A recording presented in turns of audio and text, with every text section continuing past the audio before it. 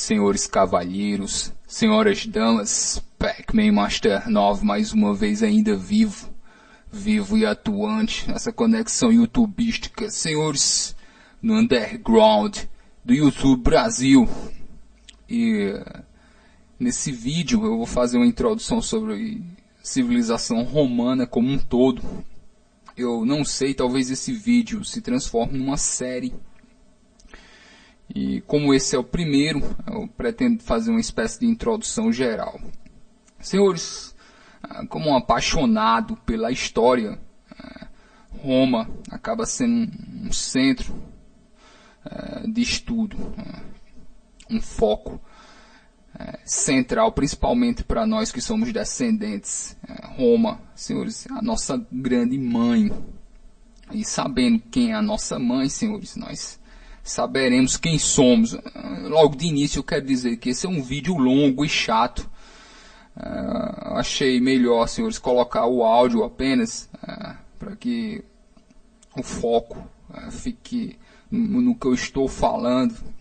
Então vocês podem minimizar e escutar como uma espécie de leitura e tal. E, senhores, eu não vou editar, eu separei as minhas notas do que eu venho estudando ultimamente. E eu acredito que para uma introdução à sociedade romana, talvez esse vídeo seja o escopo, seja o foco desse vídeo. E a introdução, como viviam os romanos, eu já disse, já coloquei aqui minha postura como pesquisador da história. Senhores, e que o importante são como as pessoas comuns vivem. Eu já apontei que a coleção História da Vida Privada, senhores, como os melhores livros de história que eu li, que eu venho lendo já. E a minha pesquisa histórica, eu não acredito que datas de, senhores, grandes personalidades apenas explique o que nós somos. Eu acredito que nós precisamos saber como as pessoas tinham suas vidas cotidianas, como elas nasciam, como elas morriam, como elas comiam, vestiam, faziam sexo. E é mais ou menos através dessa linha de pesquisa que eu pretendo falar sobre Roma. Então, senhores, o Império Romano ele tem algo que o diferencia dos demais. E é o seguinte: o Império Romano ele é um império bilíngue. O Império Romano ele é dividido em duas partes, senhores. E é interessante quem não souber ainda, manter isso em mente, porque daqui para frente eu vou falar em parte oriental do Império e parte ocidental do Império. E, senhores, a parte oriental falava grego e a parte ocidental falava latim. Então, você tem um império bilíngue. Você tem um império que ele é dividido em duas partes, com duas línguas e até um certo, vamos dizer assim, até um certo nível, duas culturas diferentes. Outra coisa também interessante notar é que, senhores, depois eu vou começar falando do início, antes da era cristã e tal. Mas lá pelo século I, pelo século II, a nova moral entra em jogo, os estoicos e tal. Você vê uma nova forma de comportamento aparecer. Então, essas divisões básicas, é bom que as pessoas mantenham ali em mente. Primeiro, a divisão entre a parte oriental do Império, que falava grego, e a parte ocidental, que falava latim. Nós acreditamos hoje que a cidade de Roma, talvez ela tivesse entre 500 mil e 1 milhão de habitantes, mais ou menos. Esteve ao redor disso ao longo dos anos.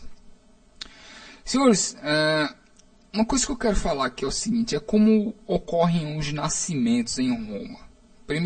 Primeiramente, como introdução geral ao Império Romano, como as pessoas nascem e como elas se tornam cidadãos, como elas se tornam membros da sociedade romana. Uma coisa interessante notar é o seguinte: hoje Uma pessoa, ela nasce, ela tem o direito à vida assegurado pelo Estado. Então, hoje, o Estado assegura que pessoas têm o direito à vida. Isso não ocorria no Império Romano. No Império Romano, a vida das pessoas pertencia às famílias delas, não ao Estado. E o Estado romano, pelo menos do que eu vejo até agora, são as famílias. A família é o centro de tudo. E vocês vão ver aqui das relações, eu vou falar um pouco das relações entre as crianças, os seus pais, suas mães, como isso se desenvolve na sociedade. Vocês verão que a família é o centro de tudo. E vocês verão, inclusive, que nós teremos grupos de famílias que se tornam clãs, mas a estrutura, a família é muito mais importante do que o Estado, porque, de certa forma, um indivíduo romano, ele é subjugado à família, seja ele um cidadão livre ou um escravo, isso não importa. Não importa se ele é um cidadão, não importa se ele é livre ou escravo, ele pertence a alguma família. E o cidadão, a pessoa livre, ela pertencerá a uma família, o escravo, ele também pertence à família. Ok, mantenha em mente em relação a isso. Então, nasce uma criança numa família romana, aquela pessoa, aquela criança, ela só fará parte da sociedade se o pai dela o quiser. Mais uma vez, a diferença com a nossa sociedade moderna. Porque a nossa sociedade moderna, você faz parte do Estado a partir do momento em que você nasce. Não é assim na sociedade romana. Sociedade romana, você tem que fazer parte da família, de uma família. Você tem que ser aceito por uma família, e não pela lei do Estado. E ocorria algo muito interessante em Roma, que é a ideia do infanticídio. Os pais matavam muitas crianças quando eles não desejavam. Então, vamos dizer assim, a criança nasce, ela tem, vamos dizer assim, ela tem esses 3 destinos. Ela pode ser aceita pelo pai, nesse caso ela fará parte da família e consequentemente ela fará parte da sociedade. E ela pode ser um filho bastardo, ou pode ser um filho ou uma filha bastarda, que é algo completamente normal em Roma. Assim, aos pais, hoje um pai negar um filho seria algo assim extremo, nós veríamos hoje. Mas em Roma Antiga não. Em Roma Antiga é completamente normal que os pais eles não aceitem os filhos por qualquer razão que seja. E eles não serão mal vistos pela sociedade. Então, o pai tem a opção do pai aceitar. Caso ele aceite, será um filho. Caso ele não aceite, há mais 2 caminhos. Um é o infanticídio em si, que a criança seja morta. E a outra é que ela se torne um filho bastardo. Algumas vezes, a mãe, a ama, alguns parentes secretamente tomam a criança como escrava. Mas aquela criança ela não terá nenhum direito, a menos que o pai dela diga isso. Como eu digo, é o pai que diz se você fará parte ou não da família e, consequentemente, da sociedade. E ele não precisa dar nenhuma desculpa para aceitar ou negar. Alguns bastardos têm essa sorte, eles sobrevivem. Alguns chegam a ser vendidos como escravos, entre parentes, para algum outro membro de uma família, e algum dia talvez eles venham a ser libertos. E aqui ocorre outra coisa muito interessante na sociedade romana, que é o seguinte: o escravo, ele leva o sobrenome da família. Isso é uma coisa que poucas pessoas não entendem. Falando de Roma, fazendo essa introdução geral à sociedade romana, é muito importante que nós falamos o lugar dos escravos. E a escravidão em Roma ela é totalmente diferente da escravidão que nós tivemos no século XIX, aqui nas Américas, por exemplo. Em Roma, um escravo ele é membro da família. E a outra coisa muito interessante, se esse escravo vier a se libertar, ele continuará com o sobrenome da família. Então, de certa forma, mesmo que ele seja um escravo liberto, ele ainda continua fazendo parte daquela família, inclusive podendo herdar bens, propriedades inclusive chegar mesmo a ocupar algum cargo de importância no Estado. Porque, como eu digo, ele continua com o sobrenome da família. Mesmo sendo um escravo, ele é um membro da família e ele tem aquele sobrenome. Então, isso é algo interessante nas relações entre os romanos. Então, é muito comum o abandono de crianças. Outra coisa que eu notei lendo a história romana é que ocorria o abandono de crianças como forma de protesto. Algumas vezes quando um príncipe querido, quando alguém vamos dizer assim, alguma coisa dentro do Senado ocorria, crianças poderiam ser abandonadas. Isso ocorreu algumas vezes na porta das instituições como forma de protesto. Por exemplo, eu me lembro de uma vez que o Nero cometeu assassinato, quando o Nero matou a mãe. Eu me lembro que uma criança foi deixada dentro do Senado, abandonada. Essas coisas ocorriam também, como forma de protesto. Como eu digo, o abandono de crianças e o infanticídio em si, ele é completamente normal em Roma. Então, mas vamos dizer agora que a criança, o pai aceita a criança. Ou seja, a criança recebe o status de que ela faz parte daquela família. Como será a vida dessa criança? Como será a vida desse novo romano? Então, se uma família é rica, eu quero falar um pouco aqui da educação, que é o seguinte. Era raro que famílias ricas, que as mães amamentassem seus filhos. Existiam as amas de leite. E em Roma elas são chamadas de nutrizes. Então, geralmente uma criança, ela era entregue, estou falando de crianças aceitas, crianças que foram aceitas, que fazem parte da família, elas eram entregues aos cuidados de uma nutriz e de um pedagogo. Então existiam essas duas figuras na infância e na educação dos jovens romanos. Eles tinham nutrizes e pedagogos.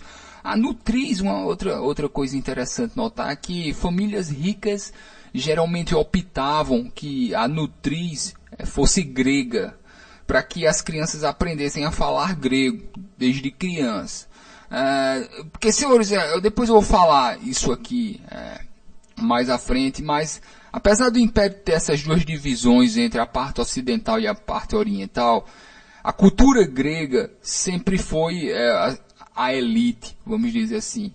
E mesmo que você nascesse na parte ocidental, mesmo assim, se você quisesse ocupar alguma posição, seria muito provável que você tivesse que aprender grego.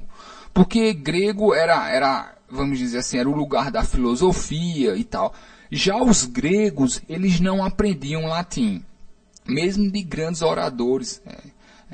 Os gregos eles desprezavam, às vezes eles algum grego uma vez ou outra chegava a aprender o latim por causa de questões de ocupar algum cargo público, vamos dizer assim, mas não era uma questão cultural. Isso é muito interessante também. As pessoas, então eu vejo assim, pelo menos agora colocando minha visão pessoal, que a parte ocidental do Império, a parte da qual nós descendemos, nós que viemos da Península Ibérica,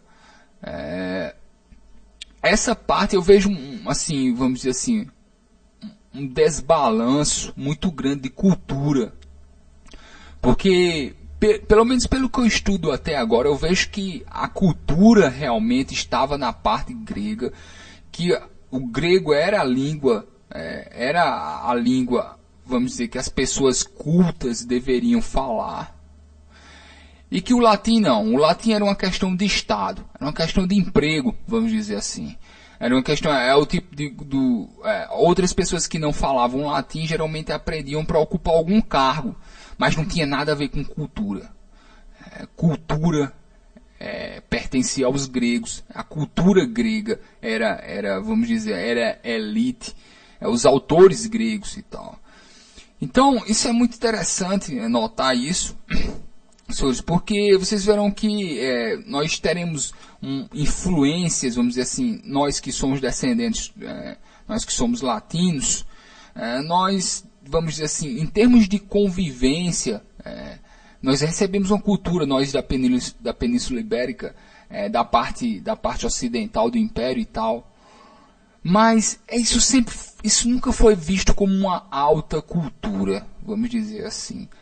A alta cultura vinha daqueles que falavam grego. Tá, ok? Então mantenham isso em mente. Então, muitas vezes eles escolhiam que a nutriz fosse grega, para que a criança aprendesse a falar grego e tal. A nutriz dava de mamar, ensinava a criança a falar, e o pedagogo ensinava a criança a escrever.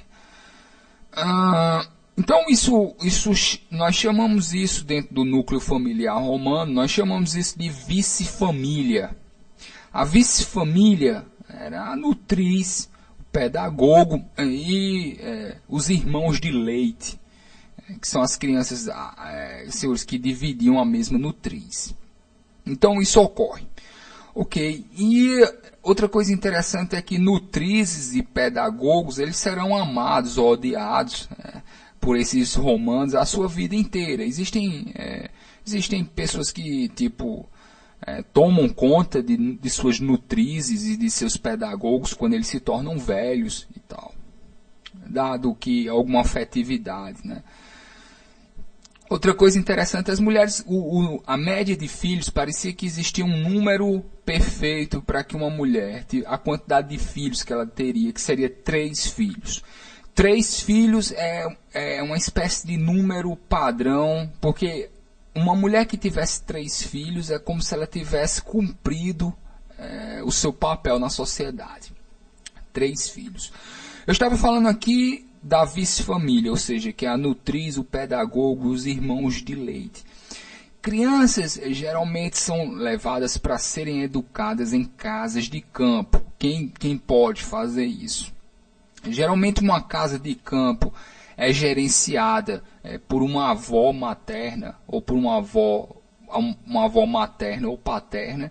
E lá estão as nutrizes, os pedagogos, os irmãos de leite e tal.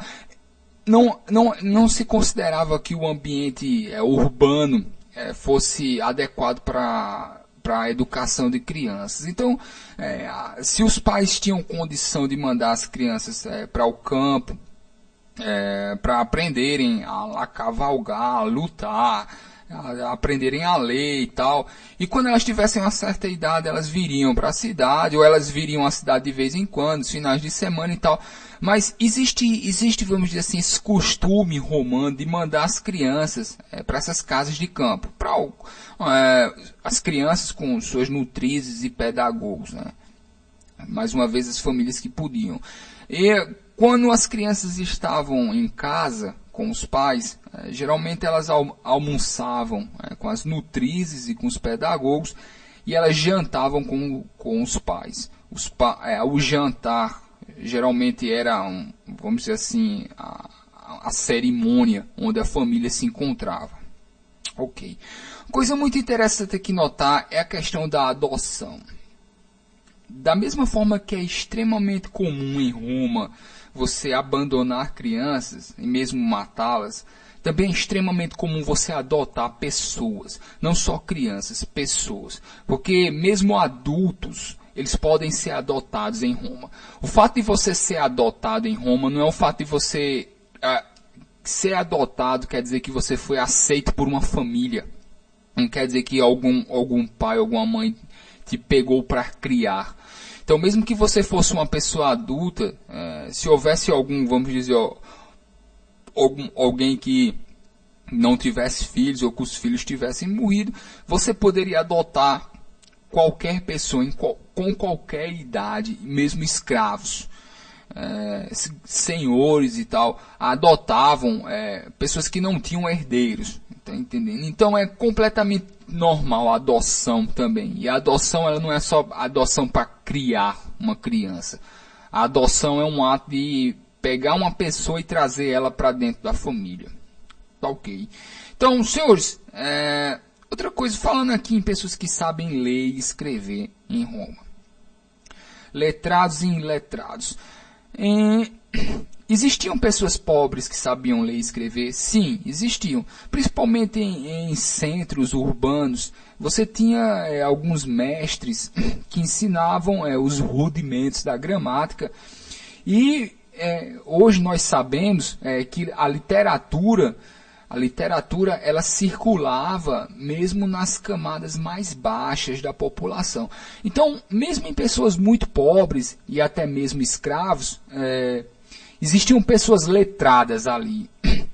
E o nível, vamos dizer assim, o nível em que essas pessoas, o nível de cultura variava. Porque existem pessoas que sabem ler, vamos dizer assim, mas para que você exerça alguma função pública, você não precisa somente saber ler e escrever, você precisa saber usar a linguagem, vamos dizer assim, você precisa ter um certo conhecimento de retórica, você precisa, o que nós dizemos hoje, de falar bem.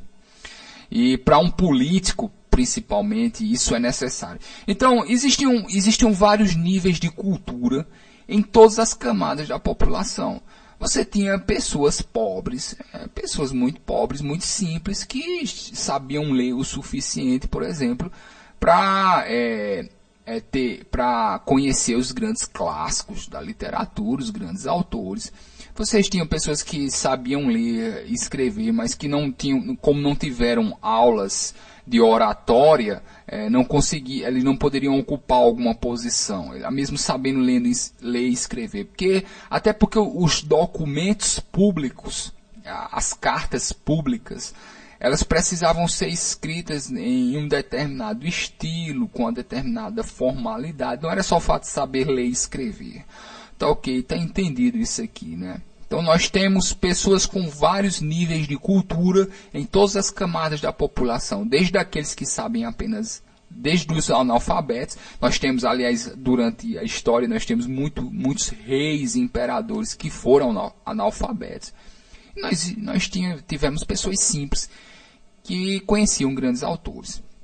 E a literatura romana, na verdade, ela circulava bem mais do que os limites do Império Romano.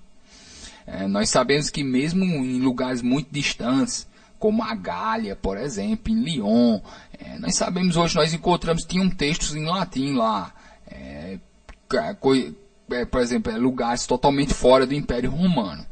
Né? E mesmo onde hoje é a Inglaterra, né? A Bretanha e tal. Então, senhores, nós temos esses mestres em pequenos centros urbanos que ensinam os rudimentos da gramática, mas os filhos das pessoas ricas, eles precisavam saber mais do que isso. Para ter alguma função, eles precisavam conhecer algo de oratória, eles precisavam se expressar bem, eles precisavam falar bem em público. Eles precisavam deixar claro as ideias. E para construir esses discursos voltados ao público, eles teriam que conhecer de mitologia, mas como questões de estilo, vamos dizer assim, conhecer os grandes autores, os grandes oradores, porque, vamos dizer assim, para que eles falassem, para que a oratória deles fosse melhor, mas numa questão estética, vamos dizer assim. Em Roma existe muito isso de você aparecer, vamos dizer assim. Não é uma questão prática em si. Você fala bem para mostrar a sua superioridade, ou pelo menos a superioridade social da sua família. Então você aprende a se expressar bem, você conhece a mitologia, você conhece os clássicos, mas com sentido de status social. Não é esse conhecimento científico que nós teremos posteriormente. É mais algo voltado para o público. É como se fosse, quase como se fosse um espetáculo, vamos dizer assim. E eu acredito que os discursos no Senado, os discursos na política romana, tinham muito dessa teatralidade, né? É algo para aparecer, algo estético, falar bem, falar bonito, conhecer os clássicos. Estava aí a educação, senhores. E eu quero colocar aqui agora, vamos dizer, a idade com que esses jovens romanos deixavam de ser crianças. Nós temos nós temos duas datas. Nós temos os 12 anos de idade e os 14 anos. Que é o seguinte, aos 12 anos de idade, meninos e meninas se separavam. Aos 12 anos de idade, era uma espécie de data limite para que a menina tivesse o casamento arranjado. Então, tipo, isso é quase um padrão, e para mim, isso, pelo menos pelo que eu conheço, isso durou muito tempo. Mesmo depois que o Império Romano caiu, a idade de 12 anos sempre pareceu um limite na antiguidade para deixar o casamento certo da menina. Então, aos 12 anos, a menina ela tem que ter ela continua vivendo com os pais, mas aos 12 anos, pelo menos por padrão, ela tem um casamento arranjado. E ela casa aos 14 anos. Aos 14 anos é uma data, vamos dizer assim, também padrão para que as meninas casem. Porque aos 14 anos de idade, ela já é uma mulher adulta. Aos 14 anos, a menina já é considerada ainda uma mulher adulta na sociedade romana. Então, aos 12 anos, escolhe o casamento, a união entre famílias. Ela continua vivendo com os pais. Aos 14 anos, ela casa. Tá ok. Aos 12 anos também, outra coisa interessante com relação aos gregos, que é o seguinte, uma diferença, que é o seguinte, meninos e meninas estudavam até os 12 anos. Geralmente aos 12 anos a educação das meninas acabava. A menina ia voltar para ter uma educação para casa e o menino ele poderia continuar a educação. Você pode dizer assim que isso é, vamos dizer assim, isso é uma injustiça, mas nós temos que levar em consideração que isso não ocorria em nenhuma outra parte do mundo. O que nós sabemos das civilizações mais antigas é que as meninas não chegavam nem a estudar. Mas em Roma não. Em Roma elas estudavam até os 12 anos. Inclusive com escolas mistas. Escolas, quer dizer, algo extremamente moderno que os romanos faziam.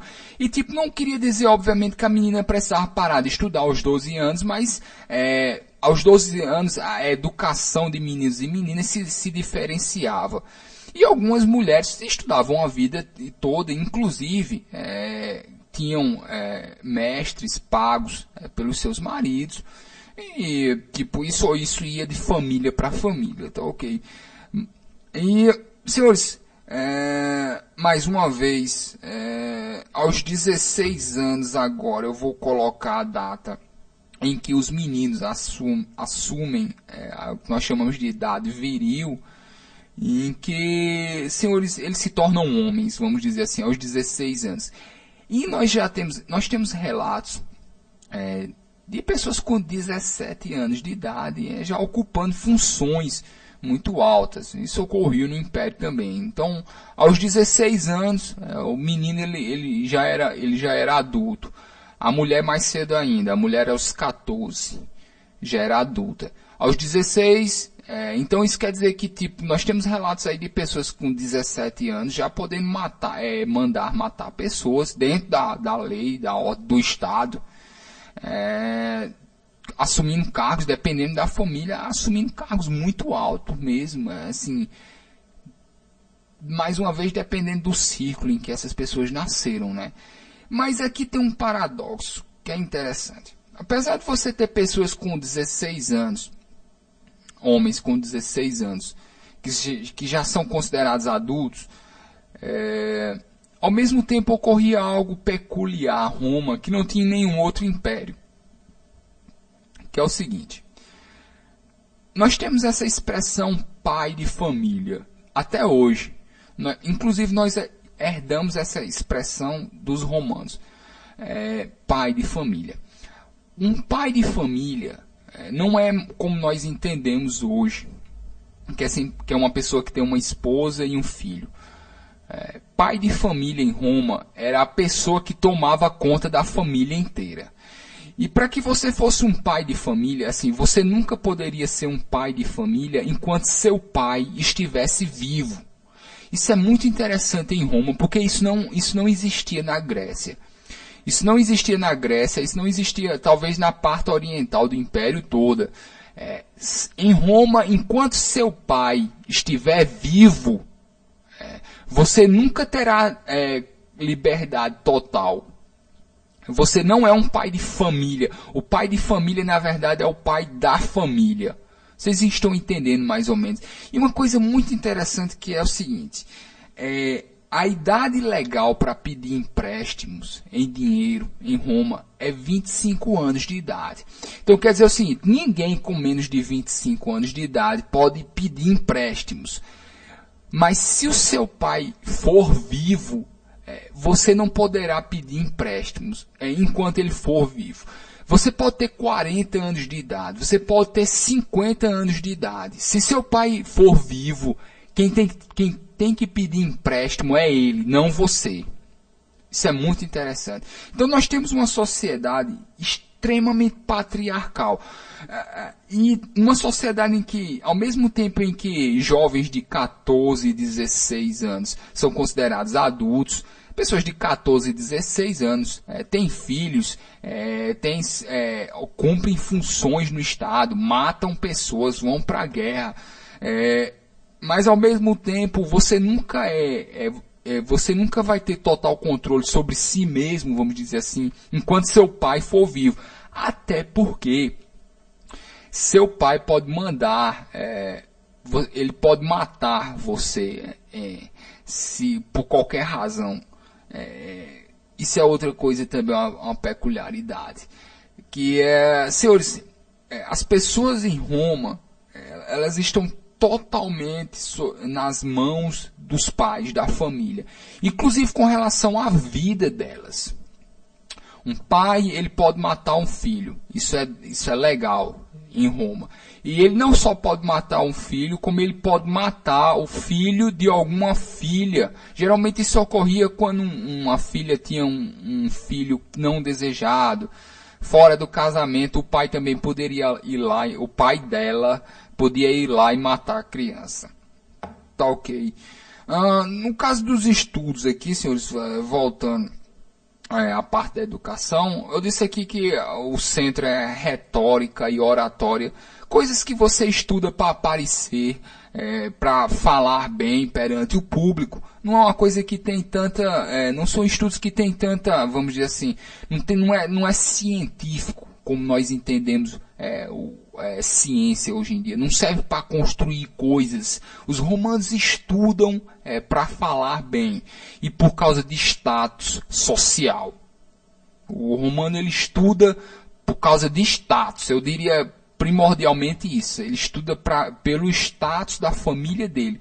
Ele tem cultura para se diferenciar das outras pessoas e para mostrar de onde ele vem, quem é a família dele e tal. A educação romana serve para isso, ok? Muito a ver com o status social. E mais uma vez, senhores, retórica. Nós temos o caso aí da retórica. Vocês conhecem, senhores, um grande nome, senhores, que é o Cícero. Devia se pronunciar Cícero, né? Mas como nós falamos aqui Cícero, eu vou ficar falando Cícero. O Cícero, por exemplo, ele tinha a posição dele na política romana porque ele era um grande orador. Né? E, tipo assim, era um orgulho para os políticos que viviam ao redor dele ter uma pessoa como ele, porque aquilo como eu digo, você ter o dom da oratória, ser um grande mestre, senhores, dos discursos, dos diálogos, das discussões. Senhores, é tudo voltado para a palavra. E voltado para a palavra numa esfera pública. Sempre relacionado ao status da família, principalmente. Senhores, mais uma vez aqui, esses jovens aqui, nós estamos aqui falando de a educação do jovem romano, como ele nasce, a relação deles com a família. Ok. Existe uma coisa peculiar, quando eu estava estudando aqui a juventude romana, que é o seguinte. Jovens de famílias ricas, eles faziam essas pequenas reuniões, que era chamada de Collegia Juvenum, reunião de jovens, que, senhores, nada mais eram do que grupos, quase gangues. E, senhores, é incrível, existem pessoas que dizem que a história não se repete. A história não se repete. Senhores, nós vemos esses filhinhos de papai hoje em dia. Essas pessoas, filhinhos de papai que saem para bagunçar à noite e que, senhores, espancam pessoas, matam pessoas, senhores, estupram, cometem. Nós sabemos esse tipo, né? Nós aqui, eu acredito que isso exista em vários países, não só aqui no Brasil, mas é quase como algo cultural. Que jovens de famílias ricas se reúnam para fazer algum tipo de vandalismo e tal. E é engraçado porque isso existia desde Roma Antiga. Em Roma Antiga já era comum essas reuniões de jovens ricos que saíam à noite. Senhores que estupravam, que batiam, senhores, que torturavam. Às vezes era comum eles arrombarem a casa de uma prostituta, algum grupo. Eram quase como gangues de famílias ricas, né? E era quase, senhores, vamos dizer assim, algo cultural quase em Roma. E é incrível como isso existe até hoje, né? Como eu digo. E existem pessoas dizendo que padrões de comportamento não se repetem. Não é que não se repete, talvez eles nunca deixem de existir. Achei muito interessante isso, inclusive porque Nero fazia muito isso quando era jovem. E, senhores, isso geralmente ocorria antes deles casarem, porque tipo, a partir do momento que ele casava, se adotava uma vida totalmente diferente. Mas para os meninos principalmente, do período, vamos dizer assim, a partir dos 16 anos até a data em que eles casassem, dos 16 até a data em que eles casassem, eles tinham esse período que lembraria a nossa adolescência e que, senhores, era geralmente algo que estava relacionado, tipo prostituição, né, uso de drogas, então era cultural, era normal que os jovens passassem por esse período em que eles frequentam. Existe esse bairro chamado Suburra. Suburra era um bairro de Roma, o lugar onde ficavam, senhores, as prostitutas e tal, vários bordéis e tal. Então os jovens frequentavam muito lá antes de casarem, né? Perfeitamente normal dentro da cultura romana e tal. Eu falei aqui do pai de família, que é o seguinte: não importa quantos anos você tenha, você só é completamente livre quando seu pai está morto, porque até o momento em que seu pai morre, você sempre responderá a ele, e ele sempre terá mais, a voz dele sempre será maior do que a sua em qualquer esfera da sociedade. Não importa. Então, tipo, eu tenho mulher e filhos, e eu posso, e meu filho pode chegar, inclusive, a se tornar adulto e ter mulher e filho, mas eu nunca vou deixar de responder ao meu pai. Meu pai sempre será autoridade enquanto ele estiver vivo, inclusive nos assuntos políticos. Tá ok? Então, ser um pai de família, para os romanos, na verdade, é ser o pai da família, ou pai de famílias. Né? Você tem essa figura do pai de famílias, que ele manda na família dele e ele manda em todas as famílias dos filhos deles. Tá ok. Senhores, eu acredito que isso já dá mais ou menos uma visão de como os romanos, como é o nascimento, a educação das crianças e o ambiente familiar, como eles, começo de casamento e tal. Senhores, é só uma introdução mais ou menos de como é a vida em Roma. Então eu acho que eu já vou aqui, se eu já passei mais de meia hora, eu vou acabar o vídeo. Então, senhores, eu volto. Vamos ver se eu continuo com essa série romana, tá ok? Sobre a civilização romana. Então eu espero ter passado algumas informações, dá mais ou menos para ter uma ideia, vamos dizer assim, um retrato de como é a família romana, tá ok? E senhores, eu voltarei para continuar. Senhores cavalheiros, antes de qualquer coisa, senhores, tem a página no Facebook. Curtam a página e cliquem em receber notificações. É porque parece que assim é mais... você receberá as notificações, porque nem todas as notificações aparecem para todo mundo. Tá ok, galera? Então lembrem de curtir a página, porque lá na página eu também vou fazer upload de fotos, música, talvez eu encontre alguma coisa. E tipo, toda a mídia que não é vídeo, geralmente eu estou postando lá. Então os senhores acompanhem lá também pela página, tá ok? Lembre de clicar em obter notificações, eu acho que é isso. E senhores, eu paro por aqui. Eu fico, senhores, eu vos deixo com os romanos. Senhores cavalheiros, senhoras damas, se cuidem.